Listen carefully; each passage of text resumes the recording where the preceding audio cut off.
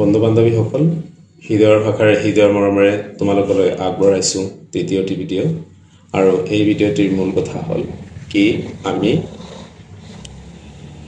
দুটা বিষয়ৰ ওপৰত যদি সাধাৰণ নিয়ম নীতি পালন কৰি অভ্যাসগত হিচাপে যদি আমি কৰি যাব পাৰোঁ তেন্তে বৰষুণৰ জাকৰ দৰে আমাৰ জীৱনলৈ নামি আহিব সুখ শান্তি।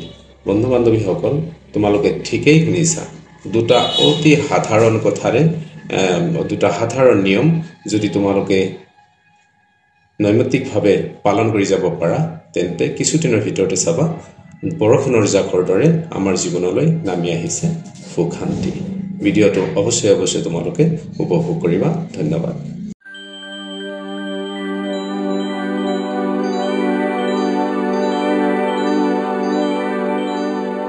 বন্ধু বান্ধৱীসকল এনে দুটা কি বিষয় আছে যি বিষয় দুটাৰ ওপৰত আমি সাধাৰণ নিয়ম নীতি পালন কৰি যদি আমি তাক সাধাৰণ সাধনাৰ দৰে কিছুদিন ব্যৱহাৰ কৰোঁ আমাৰ জীৱনত বৰষুণৰ জাকৰ দৰে সুখ শান্তি নামি আহিব। হয় বন্ধুসকল, একেবাৰে সঁচা কথা কি এনে দুটা বিষয় আছে যি বিষয় দুটাৰ ওপৰত আমি সাধাৰণ নিয়ম নীতি পালন কৰি তাক যদি আমি সাধাৰণ সাধনাৰ দৰে কিছুদিন মাত্ৰ পালন কৰোঁ তেন্তে আমাৰ জীৱনত বৰষুণৰ জাকৰ দৰে সুখ শান্তি নামি আহিব। বন্ধু বান্ধৱীসকল আমি ৰাতিপুৱা শুই উঠি হাত মুখ ধুই আমি জলপান আহাৰ কৰোঁ। এতিয়া কথা হ'ল আমি ৰাতিপুৱা শুই উঠি হাত মুখ কিয় ধুওঁ আৰু জলপান কিয় গ্ৰহণ কৰোঁ? ইয়াৰ নিশ্চয়কৈ স্পষ্টকৈ কিছু কাৰণ আছে। আমি ৰাতিপুৱা হাত ভৰি ধুই পৰিপাটি পৰিচ্ছন্নতা পবিত্ৰতা অনুভৱ কৰোঁ আৰু ঠিক তেনেদৰে আমি ৰাতিপুৱাৰ জলপানেৰে আমাৰ গা মন সবল আৰু শক্তিশালী অনুভৱ কৰোঁ।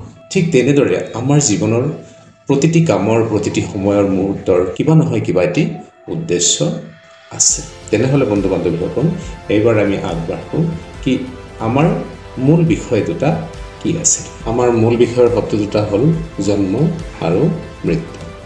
হয় বন্ধু বান্ধৱীসকল ঠিকেই শুনিছে, আমাৰ মূল বিষয়ৰ শব্দ দুটা হ'ল জন্ম আৰু মৃত্যু।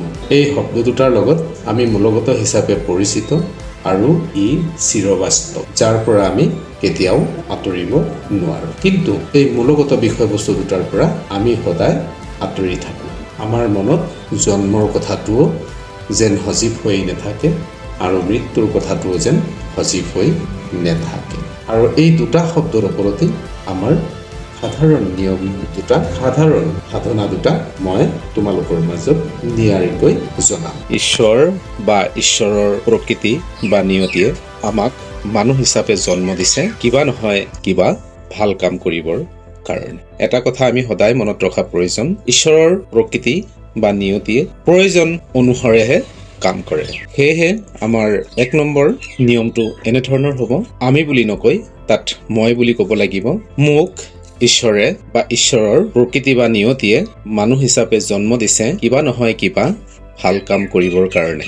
সেয়েহে মই মোৰ কাম বা কৰ্মসমূহ নিয়াৰিকৈ কৰি যাম আৰু ইয়াৰ ফলসমূহ মই জীৱনকালত উপভোগ কৰিম। এয়া হ'ল আমাৰ আগবেলাৰ নিয়ম। আগবেলা যিকোনো সময়ত কৰিব পাৰে, বেলি উঠাৰ আগত কৰিলে বেছি ভাল আৰু ব্ৰহ্ম মুহূৰ্তত কৰিব পাৰিলে আৰু বেছি ভাল।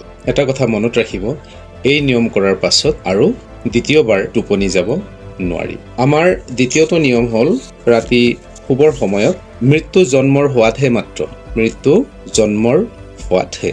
মৃত্যু এক চিৰসত্য দলিল, মৃত্যু আমাৰ চিৰবিৰাম বা মুক্তি, চিৰমুক্তি। মৃত্যু আমাৰ পবিত্ৰতা, মৃত্যু আমাৰ জন্মৰ হোৱাত, মৃত্যু আমাৰ চিৰমুক্তি। আমি জীৱনকালত কৰি অহা সকলো কৰ্ম ক্ৰিয়াৰ ফল জীৱনকালত আৰু মৃত্যুৰ পিছত উপভোগ কৰিম। হয় বন্ধু বান্ধৱীসকল ঠিকেই শুনিছে, মৃত্যু আমাৰ পবিত্ৰতা। তেনে ক্ষেত্ৰত আমি কি বুলি ক'ব লাগিব? মৃত্যু মোৰ পবিত্ৰতা, মৃত্যু মোৰ জন্মৰ হোৱাত, মৃত্যু মোৰ চিৰমুক্তি। সেয়েহে মই জীৱনকালত কৰি অহা সকলো কৰ্মৰ ফল মই জীৱনকালত আৰু মৃত্যুৰ পিছত উপভোগ কৰিম।